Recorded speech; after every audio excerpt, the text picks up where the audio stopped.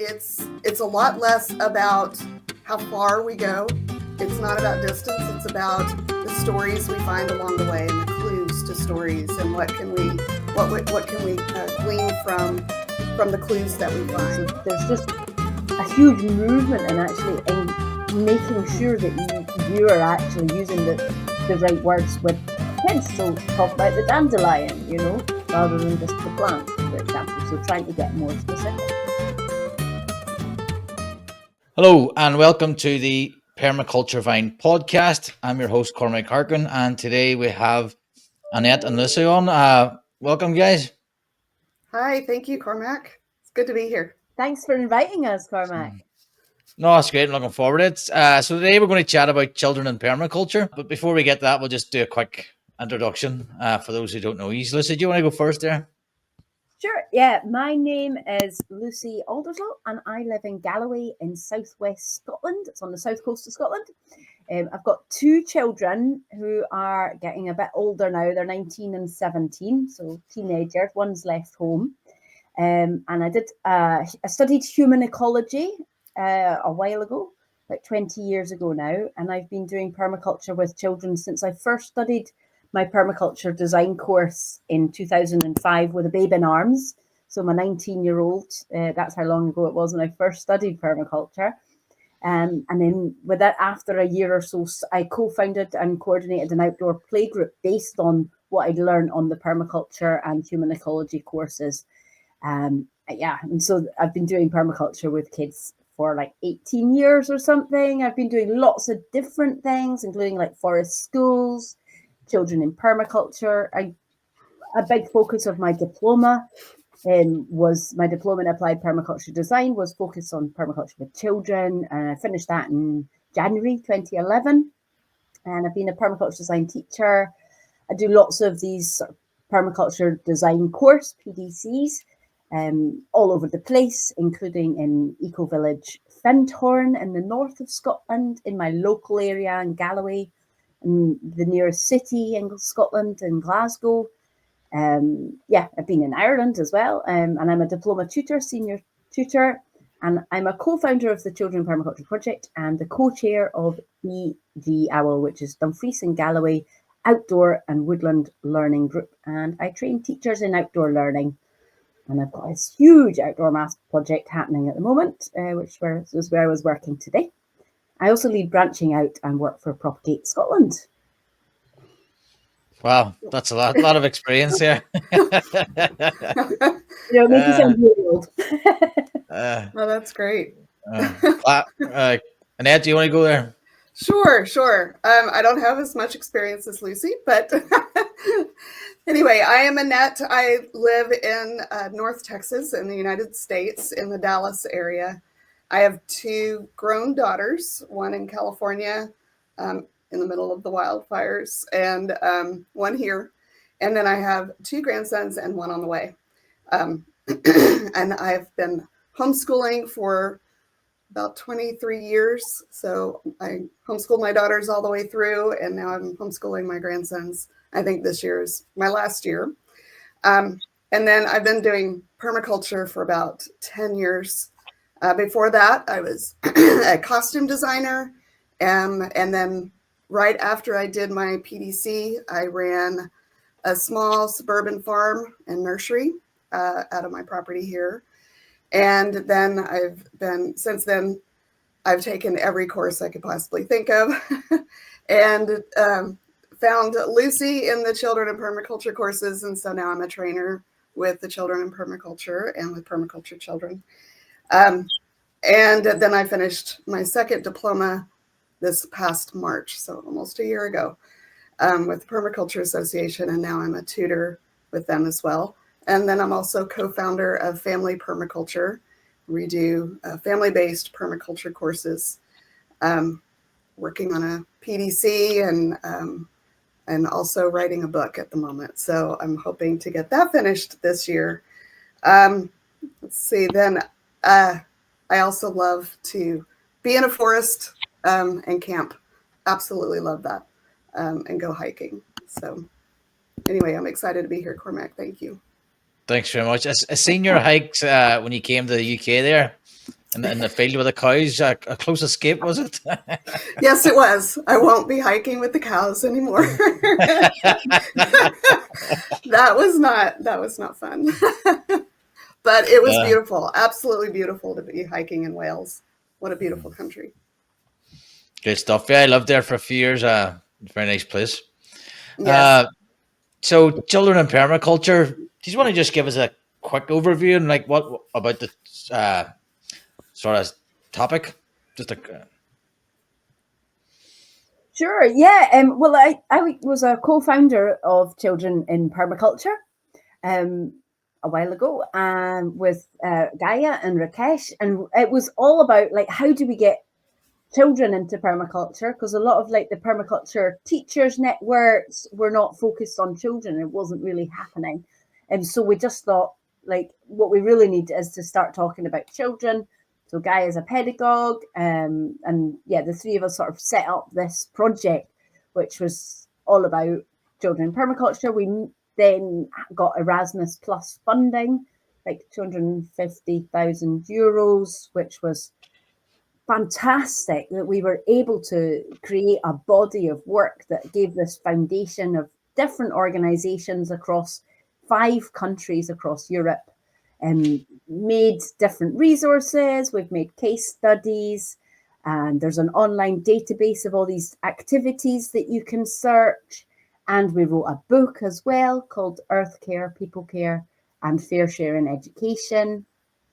But for short, we call it the Children in Permaculture Manual, or the KIP Manual, in case I mention it later. Yeah, so it was just, and the training courses. So that we sort of wrote what would be the curriculum for a training course, what would be a curriculum for, doing permaculture with kids. We had a focus on sort of 3 to 6 and 7 to 12-year-olds. Yeah, so it's like, how do we do permaculture with kids? And it's great. When I discovered it, Chanel and I, my business partner, and I had been trying to start a children's program here, and it didn't work out, but we were wanting to move forward with it somehow, and we found this course, and so we started it. We met our another business partner that was with us for a while, and then we discovered PermaYouth, and so we started working with PermaYouth and getting deeper in with children in permaculture. And we just love the pedagogy and just the whole philosophy. So, pedagogy, go and explain that, please. I heard you both mention it there.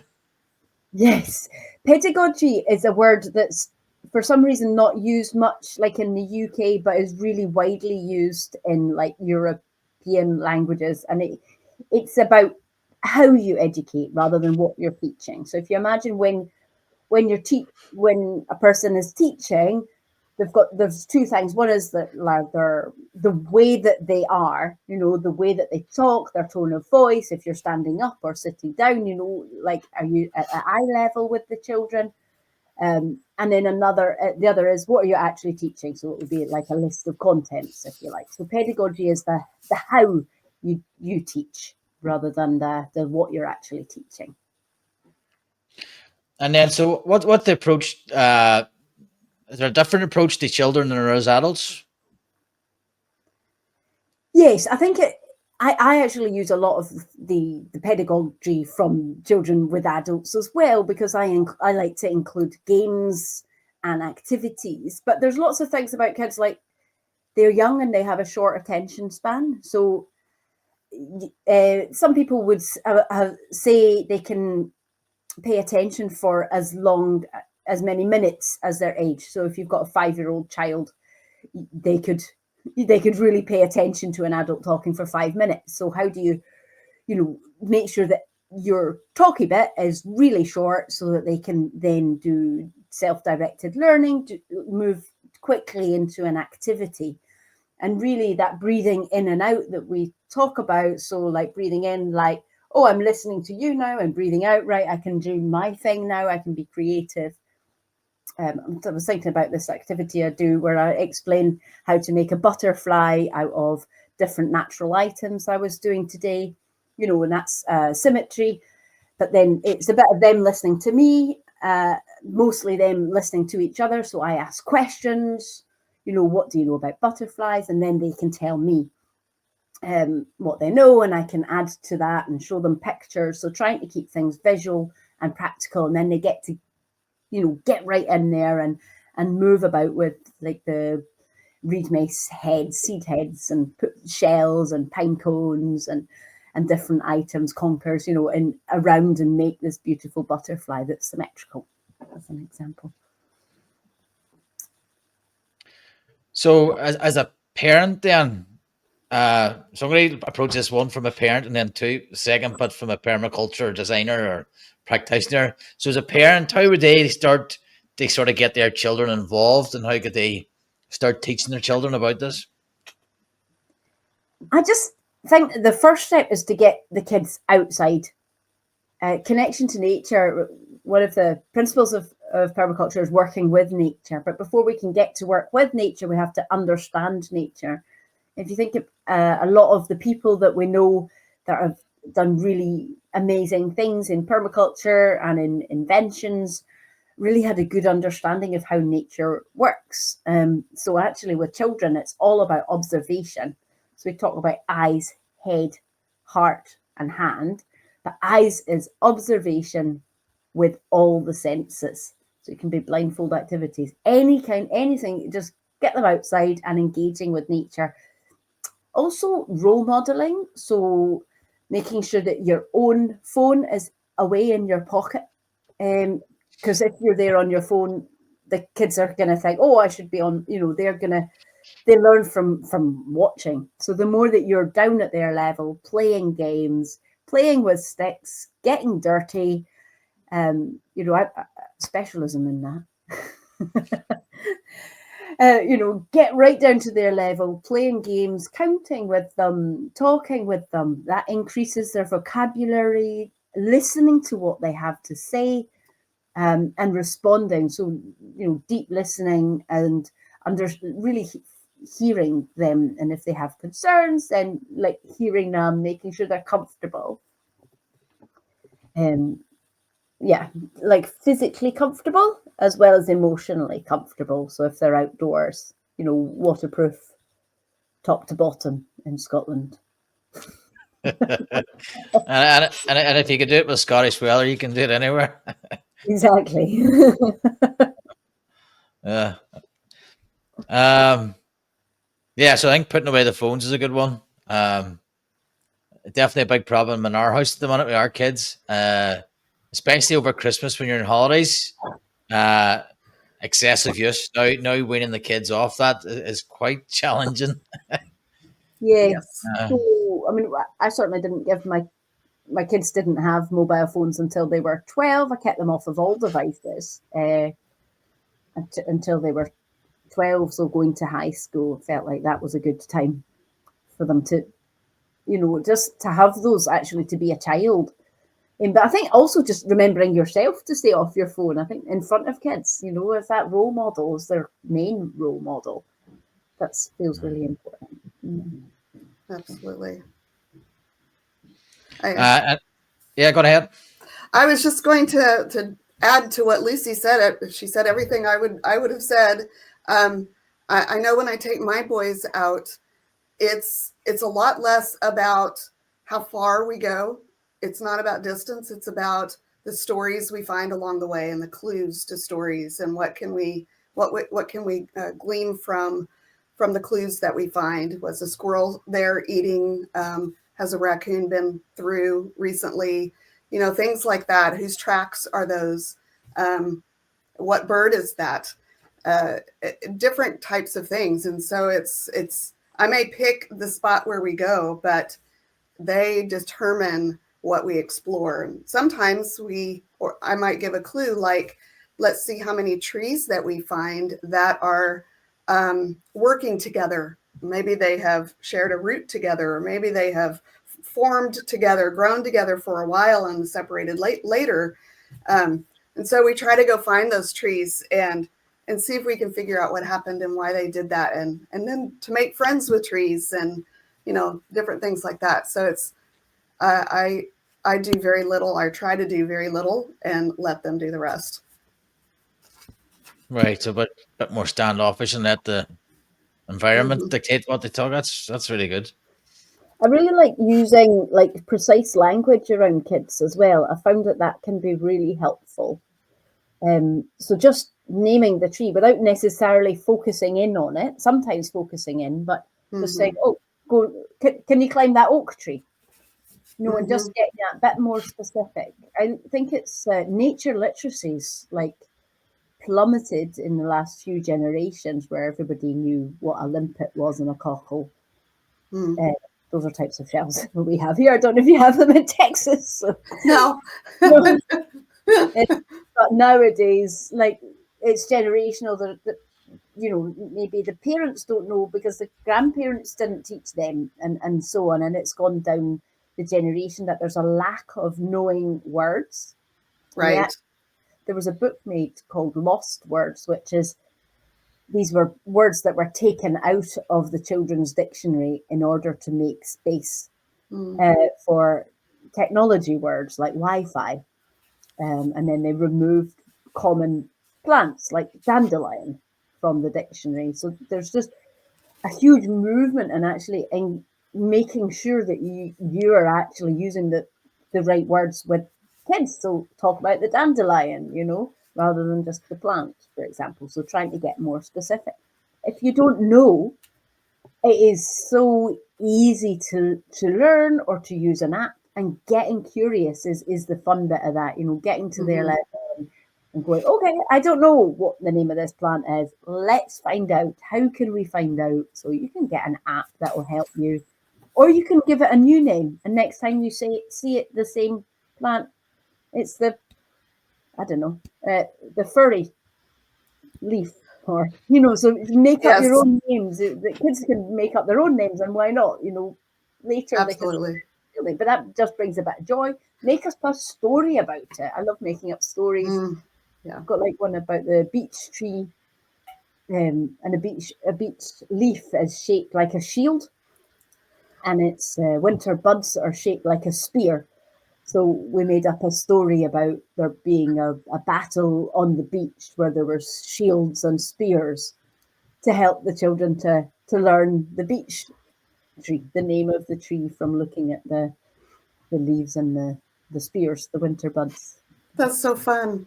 Yeah. We have button bush around here, and in the springtime they are lime green puffball flowers, and they're beautiful. And in the wintertime, right now, they're seed balls, and you can just pull them off, and they just crumble in your hand.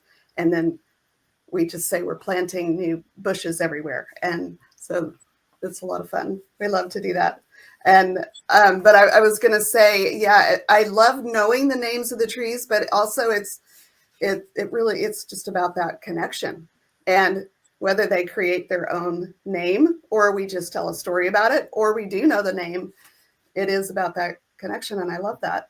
And if they do use some technology, I know we're trying to stay away from that, but if they do, then those apps are great, like a bird app. So you can identify and collect bird sounds, and then the next time they recognize it. So I think working with the kids where they're at, and using that information and the resources available is just invaluable. So every day, every group of kids in every location will have a different result. Yeah. And it's just a great way of integrating exercise and fresh air into the day. They say that a child who does a full day just sort of outdoors, pottering about, not specifically doing sports, but just pottering around, they get more exercise than a child that's been in school and done like an hour of PE, physical exercise, like sports. So actually, just being outside is actually really good. It's very natural that you just move about. That's our natural way of being, rather than sitting. And sitting in chairs isn't particularly natural for us. Right. I'm clearly doing it now. It has its uses. Definitely does. Integrating, you can do numeracy outdoors, you can do maths outdoors, and literacy, integrating those things into what you're doing in the outdoors anyway. Absolutely. There's a story I like to tell in one of our classes, but I had my boys out at the park, and we were doing school at the park. And my oldest said he could not do math because the white pelicans had come in, and all he wanted to do was look at the pelicans. He couldn't think straight because he just wanted to play. And I said, let's just try it. And he sat down and did it so fast. And then he said, my mind was so clear. I was able to find the answers and think so clearly, much better than I do when I'm inside. And so now he likes to go read outside instead of inside and do math and everything outside. So that's great. Yeah. I love what you mentioned there, Annette, about connection. You know, it's about that connection between yourself and another individual, so you can get to know. John Young talks about that in The Art of Mentoring, for example, that like a string between me and this particular tree. But as I get to know it better, and there's more connection, and it goes both ways. Individual robin bird might make a connection with me, but they'll know me different to my son in my garden, and those sort of strings become thicker and thicker, and they become like ropes, those deeper connections. Yes. I think that's just a whole other awareness to realize that where we are, whether it's our property or a park, or we're hiking on a trail or something, that we aren't the only ones there. And if it's our property, it's not ours. We're just also living there.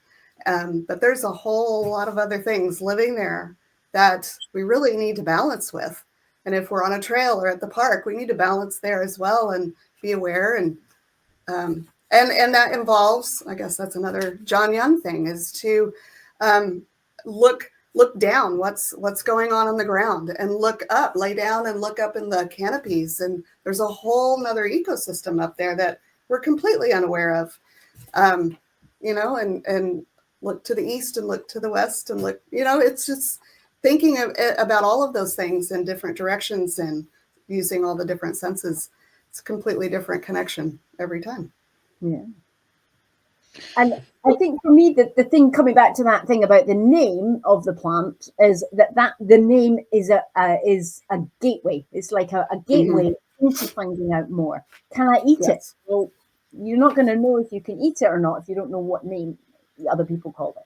But once you do have that, you can go and check. Well, can I eat it? Does it look like something else that's similar, that's highly poisonous? Maybe I'll not bother. But getting deeper into sort of learning the names, or what other uses? Was it a famine food, like an oak? Acorns might have been, or is it useful for firewood? Which some trees are better for firewood than other trees. Maybe those the tree you're talking about there, Annette, is maybe that one's good for lighting fires as well. Because it's puffy. Right. Yeah. So. Could spark onto it. So learning more, and you can get that deeper connection. And to learn the tree. I love, for example, green woodworking. I love it. Working with a knife, whittling away, and sort of making, I don't know, like a little mushroom or a little Christmas tree or a spoon or a knife, and making those things is just so much fun. And then it's better if you know what kind of tree. Hazel's one of my favorites, and so some trees will be softer and easier, some will be harder, even within the hardwood. Absolutely. And that's also a gateway into discovering that what you call a tree is not, as I may have a completely different name for it.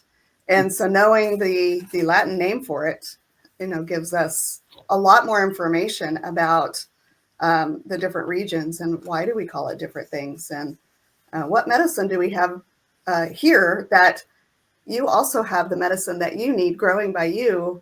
It just looks different. And, there's just, you're right. That's a whole another gateway. Yeah. Food is, kids love food. So I guess that comes again to this garden as well, like growing plants that can be eaten in your garden is a great way of getting kids to know. They just go for a walk and they can just sort of nibble. I remember watching my son nibbling as we walked along. quite a few years ago now, you know, and just seeing how they just know what they can eat and what they can't eat. As we evolved, you know, we're human beings, we're animal species that evolved eating what was around us, of course. And so it's very natural to learn as a child what you can eat and what you can't eat. Absolutely. Absolutely. Kids just love it, don't they? Yeah, they do. They do. Yeah, so I have strawberries and raspberries here. So when they're particularly the raspberries, it's a fight when you pull up the car to see who can get out and get the raspberries. It's almost like a challenge and who gets the biggest one. Oh, I love that. So let's take it. That's a lot of things, and maybe a lot. So say for a parent who's struggling to get their kids out and get out into nature, would you have any advice for them? Like they don't want to get outside? Is that what you're thinking? Or just a parent who's not too confident, who maybe doesn't have a permaculture background, but wants to get out and wants to teach your children in nature and trying to learn how learn a bit more about permaculture and pass that on. And just maybe the kids don't want to go out, there's too much tablet time or just disinterested. What I do personally is I just go out to the garden. The wee boy doesn't bother me, but the two girls, they'll come out for a while and then they'll go back in and then they'll come out and in. I just try my best not to crack up when they're making me go backwards and not forwards. when I have a job to get done that day, and I know if I don't get this done today, I'll not get it done for 2 weeks. Right. And then they're out asking questions, and so just and actually that's a really important point, Cormac, because like we need to almost be like, actually, this is more important. It's the kids, you know, it's all about the kids. And if there's times when someone else can be with them, you get the actual job done. But then involving them, you know, even if it's harvesting potatoes and they don't, you know, they want to just wash them, then they're involved in some way. So involving them in whatever way they enjoy. That's the thing. If what they enjoy is, if they're absolutely insistent on using technology, at least they could be taking photos. But actually, what's better is, you know, that could be a stepping stone. But what is better is getting them to play, like making up games. There are loads of different activities and games. So if you look on the Permaculture Children website, there's a link from there to the Children in Permaculture database with like 800 activities you can do with kids, you know, ideas for activities. So getting out there and making it fun. Oh, I have to tell you about this. I did this at the weekend. It was my mum's 80th birthday celebration, and we were walking in the woods, and there was a tree swing. So a rope hanging off a branch with like a plank at the base, and that was it. And of course, I saw it and I had to go on it. My brother, who's 50-something, saw it and had to go on it. And then my mum, for her 80th birthday, had a swing on the tree swing. All ages, right? But we were just appreciating, because, you know, sometimes kids will be, like you were saying, Cormac, they might be a bit negative or say, oh, I don't want to go for a walk, it seems boring. So what are you going to do? You have to make it fun and engaging. So it's not a walk. You're not going for a walk because they already have associated that with something you don't want them. You say, let's go to the tree swing. So it's like, you know, go on a mini mission to get to this place. It's maybe 10 minutes away. They won't be thinking, oh, this is boring. They'll be thinking, let's get there, you know, and then they'll get there and they'll play on the swing, and it's all outdoors. We've got beautiful trees all around us, and you just can't help but take a moment there just to go, wow, it's beautiful. So yeah, it's not all about, you know, just only things that aren't like a tree swing's great fun, but then it's quite different to, say, a play park. And I think like climbing a tree is great fun. Can you find a good climbing tree near you? Or, you know, take a book. We've got these activities on lanyards that we're giving to all the children in Dumfries and Galloway. Well, we've got to 80% of the primary schools here. It's got a little lanyard, so a little thing you put around your neck with a kind of like a book, like a pack of cards kind of thing, and it shows activities that you can do. If you can, you know, get the kid, right, got my waterproofs on. I'm going to go and do these. I'm going to go and teach you. The child is going to teach the parent, obviously. The activities that they can do, whether that's, whatever. Playing with sticks is so much fun. So making it fun and enjoyable and playful and child-led and child-centered, those are the things that will make it sustainable. If it's not fun, it's not sustainable. Have you heard that one? So That's true. That's true. Oh, and even maybe just saying we're going to go outside for 5 minutes. That's it. Just 5 minutes, and see what you can discover. Or there's a new flower that's blooming, or like Lucy said, let's go to the swing. But if they just think, okay, we're just going to go out and come right back in, it never happens. They want to stay out there. And pretty soon hours have gone by. And maybe they never even made it to the swing. Maybe, we've been distracted along the way and we stopped there. So. Sorry, Cormac. No, go ahead.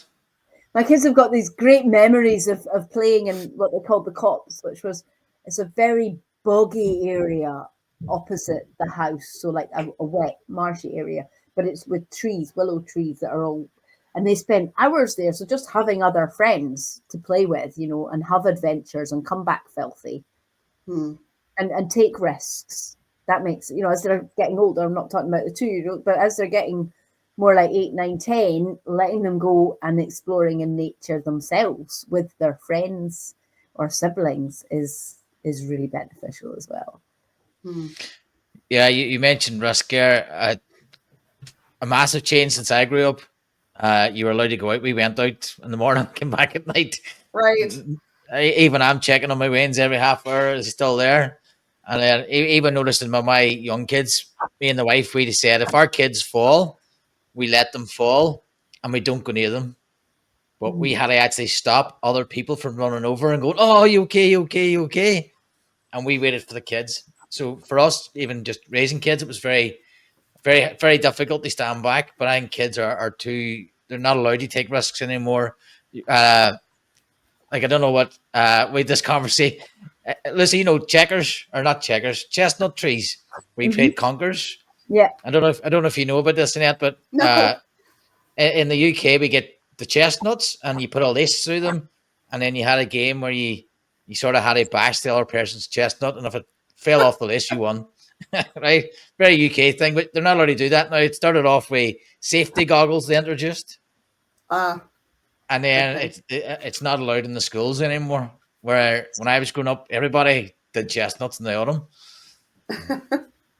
That sounds fun. Yeah, I agree. And now, like, it's good to teach the kids to do that, so that they might not do it in school, but they can do it, in the weekends at home time. Yeah, with a crash helmet on and a marshmallow spit. The whole point is it's important to get bruised and learn.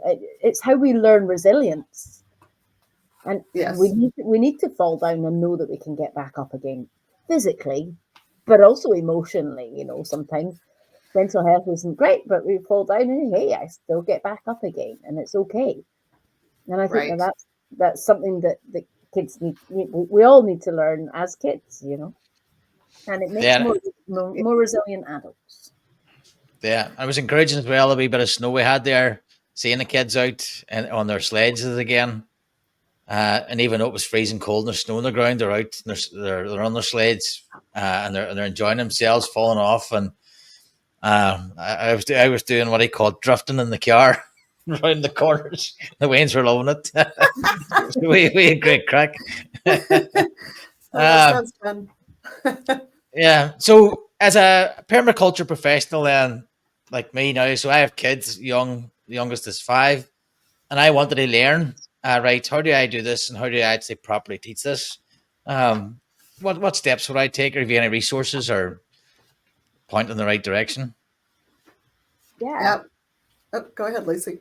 Okay, thanks. Yeah, so we've got the Permaculture Children website that you can look on. On there, we've got resources that you can read for free. There's a database. there's the book, which is a really great foundation.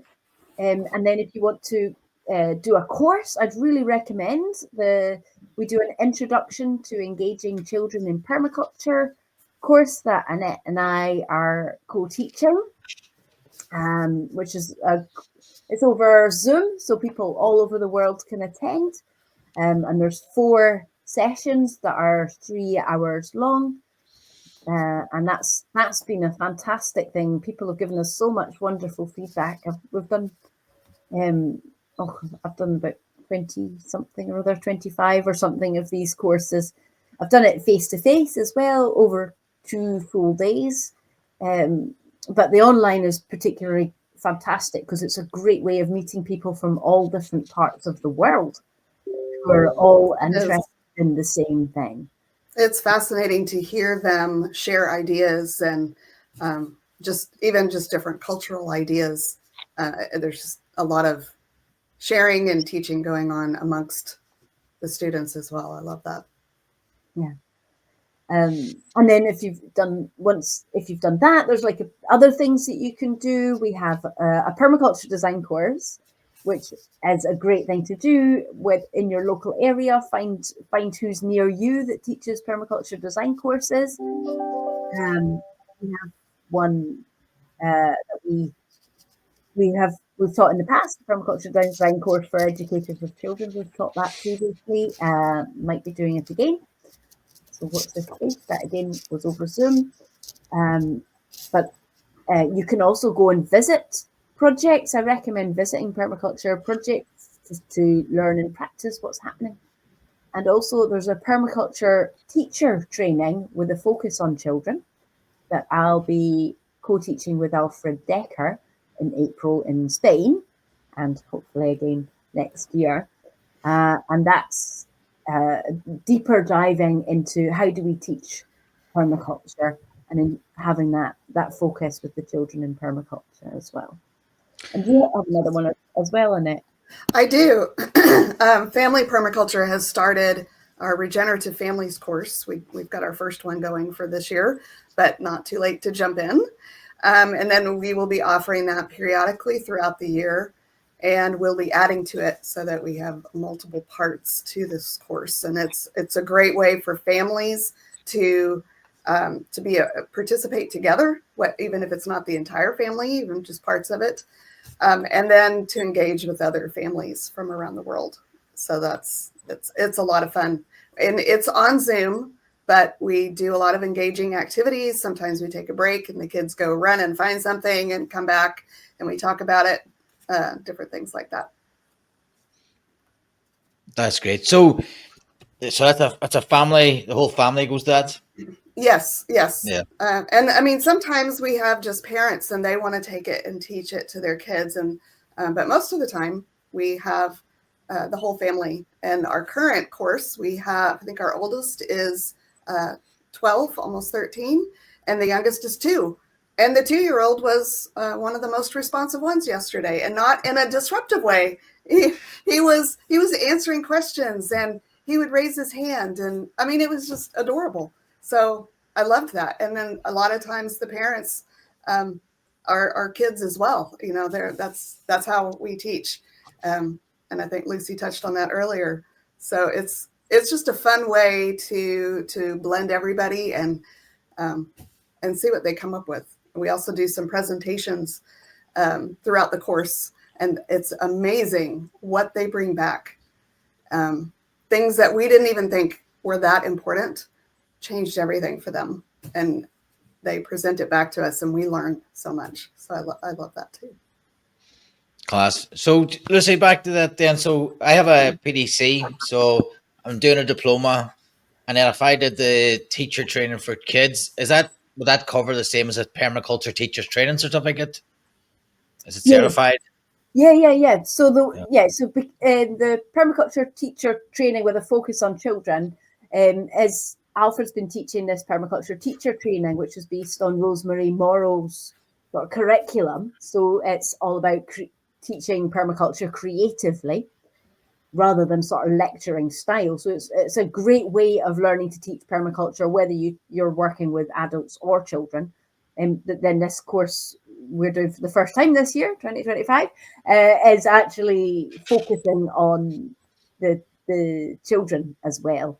So just it will be like, okay, and how would you adapt that to the 5-year-old? How would you adapt that to 14-year-olds? So it's just whatever the people are working with. I know some of the participants are working with younger children, some of them are working with teenagers, and that's all relevant, you know. And how do you speak to the person? How do you connect? And we talk about that nature connection. It's the same when you're teaching, making that connection between yourself and the individual in front of you, and tailoring the way that you speak to them, and getting them on board, getting them enthusiastic and excited to learn. Yeah, class. I'll definitely be looking on that. I doubt I'd get a week in Spain by myself though. But you don't need to come by yourself. We've got childcare, so you can bring the kids. Right. You can Well, I'll come the whole lot. That's the week in Spain. Doesn't that sound wonderful? I want to go too. Won't happen this year, but yeah, I really want to do it. it's going to be an eco village near Barcelona. Yes. Yeah, so I'm really more excited. So I get to go to an eco village, and it's April, so it won't be too hot yet. I thought about doing it in the summer. I was like, no, this is me. I'm going to go. Yeah. It was 22 degrees last year, and was teaching. I was like, oh my goodness, it's so hot. At 22? In Scotland. Yeah, that's. You're not used to that. I could cope. I like the hot weather. We don't get much of it here, but after a few days, I'd be used to it. It'd be great. You should come to Texas in August. Then you will experience all of it. We'll trade places. August. Well, August here is warm, but it's often very wet. Okay. You don't get up much. It's always a wet month here. It's just rains solid basically. Wow. So it is. August is always a challenging month because you have that heat and you want to go outside, but it tends to rain 70-80% of the time. I don't know the exact figure. It rains. Put on your waterproofs. You know, that's something I always, people say, oh, it's raining, I can't go out. Oh, of course you can go out. Just put on your waterproofs. Get your Wellington boots, waterproof trousers, waterproof jacket. You need an extra layer than you would if it wasn't raining. But just don't, keep moving, keep active. Right. Go and play in the puddles. Jump in the puddles. Oh, that's the best. Break downs. Yes. Just play with it. Go, yeah, we love it.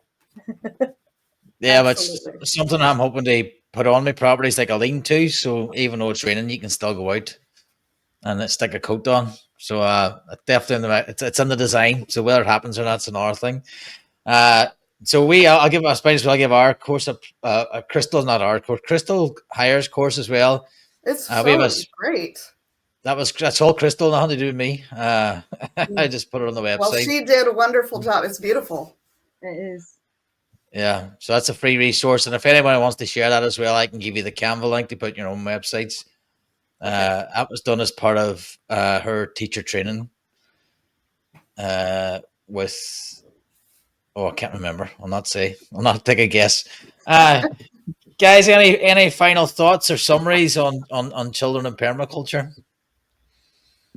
I think the summary for me is to just create connections. However that works, whether it is 5 minutes outside to find a flower, or whether it is that hike to go find the swing, or to find the stories, the clues of what's going on in those areas.